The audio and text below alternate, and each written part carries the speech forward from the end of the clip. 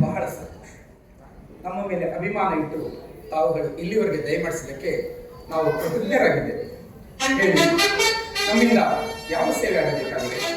ಮಹಾಪ್ರಭು, ನಾನು ತಮಗೆ ಕಪ್ಪ ಕಾಣಿಕೆಯನ್ನು ಕೊಡ್ತಾ ಇರೋ ಸಾಮಂತನಾದರೂ